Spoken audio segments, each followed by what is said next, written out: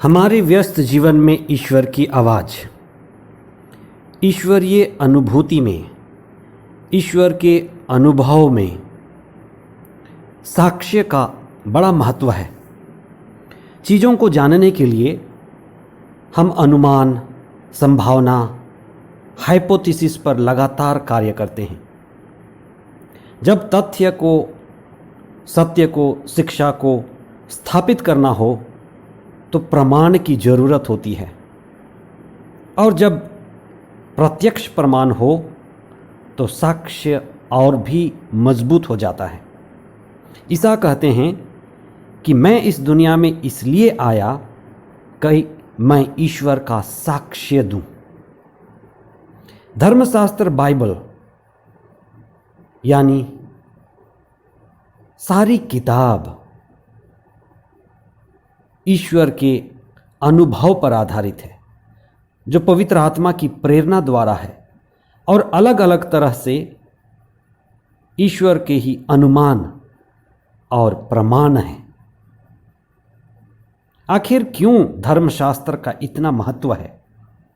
संत पौलुस तिमोथी के नाम दूसरे पत्र अध्याय 3 पद संख्या 16 में कहते हैं, पूरा धर्मशास्त्र ईश्वर की प्रेरणा से लिखा गया है। वह शिक्षा देने के लिए, भ्रांत धारणाओं का खंडन करने के लिए, जीवन के सुधार के लिए और सदाचरण का प्रशिक्षण देने के लिए उपयोगी है। सत्य को और ईश्वर की दिव्य शिक्षा को धर्मशास्त्र स्थापित करता है।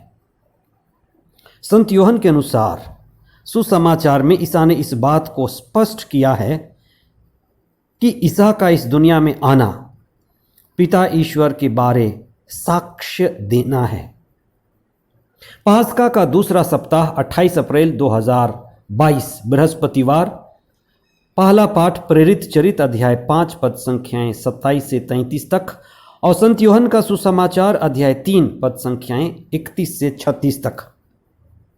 जो भी बात ईसा के मुंह से शिक्षा के रूप में आई है वह ईश्वर की ओर से साक्ष्य है। संत यूहन्ना के सुसमाचार अध्याय 5 पद संख्या 17 में ईसा कहते हैं, मैं तुम लोगों से कहता हूं, पुत्र स्वयं अपने से कुछ नहीं कर सकता, वह केवल वही कर सकता है जो पिता को करते हुए देखता है। जो कुछ पिता करता है वही पुत्र भी करता है। संत यूहन्ना का सुसमाचार अध्याय 14 पद संख्या 9 यह कहता है, ईसा के विषय में फिलिप ने पूछा, प्रभु हमें पिता के दर्शन कराइए, इतना ही हमारे लिए काफी है। ईसा ने फिलिप से उत्तर दिया, जिसने मुझे देखा है उसने पिता को देखा है। आप इस पर चिंतन करें, जिसने मुझे देखा है उसने पिता को देखा है। संत यूहन्ना का सुसमाचार अध्याय 10 पद संख्या 30 में प्रभु का वचन कहता है, ईसा कहते हैं, मैं और पिता एक हैं। ईसा ने पिलातुस के सवाल पूछे जाने पर कि क्या तुम राजा हो, पिलातुस को जवाब दिया, आप ठीक कहते हैं, मैं राजा हूं। मैं इसलिए जन्मा और संसार में आया हूं कि सत्य के विषय में साक्ष्य दूं। जो सत्य के पक्ष में है वह मेरी सुनता है। प्रभु ईसा की सारी शिक्षा और उनका पूरा जीवन सारी मानव जाति के लिए आशा और नया जीवन है, क्योंकि वे हमें जीवन के स्रोत ईश्वर से जोड़ते हैं और उनका इस दुनिया में आना ईश्वर के साक्ष्य के लिए था। साक्ष्य हमारे विश्वास को बढ़ाता है। साक्ष्य के द्वारा ही हमारा जीवन और शिक्षा पवित्र आत्मा के द्वारा संचालित होती है। पवित्र आत्मा भी इस साक्ष्य में हमारी मदद करता है। संत यूहन्ना बपतिस्ता के विषय में प्रभु का वचन कहता है, वह स्वयं ज्योति नहीं था, उसे ज्योति के विषय में साक्ष्य देना था।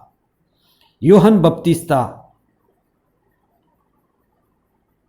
जो एक नए व्यवस्थान के सबसे महान नबी थे, ईसा के विषय में साक्ष्य दिए। उसी तरह से सारे नबी, चाहे वो एसायस हों, एजेकियल हों, यिर्मयाह हों, ये सभी ईश्वर के साक्ष्य देने वाले हैं। ईसा ने जो कहा, ईसा ने जैसे जिया और ईसा ने जो चिन्ह, चमत्कार और चंगाई किए, वे सब के सब ईश्वर के बारे में साक्ष्य देते हैं। सभी चिन्ह, चमत्कार और चंगाई इसीलिए किए गए हैं कि वे ईश्वर के विषय में साक्ष्य दें। आज के पहले पाठ में ईसा के शिष्य अपने सद्गुरु पुनर्जीवित ईसा के बारे में साक्ष्य देने लगे। ईसा ने पिता ईश्वर के विषय में साक्ष्य दिया। ईसा के शिष्य पुनर्जीवित ईसा के बारे में साक्ष्य देने लगे। वे अशिक्षित थे, जनसाधारण थे, आम आदमी थे, लेकिन ईसा के साथ रहकर, उनकी शिक्षा सुनकर, ईश्वर के बारे में साक्ष्य पाकर वे बहुत मजबूत हो गए। पुनर्जीवित ईसा उनके जीवन में पवित्र आत्मा दिया, जिससे वे सारे यरूशलेम और उसके आसपास ईसा का साक्ष्य दिए कि ईसा जी उठे हैं। और ईसा की शिक्षा के बारे में उन्होंने लोगों को बताया और उनको नए जीवन का एहसास किया। और इसी के द्वारा पवित्र आत्मा उनके बीच में कार्य किया। पवित्र आत्मा उनके साथ रहा। पवित्र आत्मा उनके कार्यों को मजबूती दिया। इसीलिए हम प्रेरितों के कार्यकलाप को आत्मा, पवित्र आत्मा के साथ जोड़ करके देखते हैं। वास्तव में ये प्रेरित चरित नहीं है, ये आत्मा चरित है। पवित्र आत्मा प्रेरितों पर कार्य करता था।